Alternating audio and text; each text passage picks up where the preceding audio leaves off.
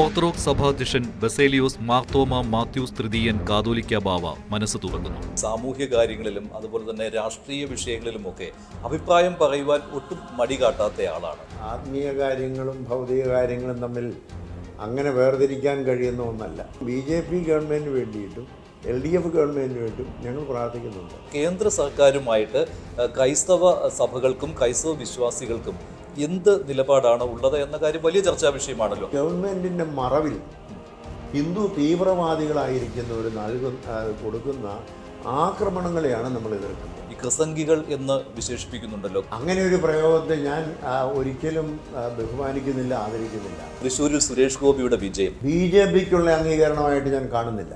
സുരേഷ് ഗോപിയുടെ ഒരു പ്രവർത്തന ശൈലിയിൽ നിന്ന് സുരേഷ് ഗോപിക്ക് നേരിട്ടതായ ഒരു വിജയമായിട്ട് കാണുന്നു. ബാവയോട് രാഷ്ട്രീയം പറയാം. ഇന്ന് രാത്രി 9:30 മീറ്റ് ദ ലീഡർ.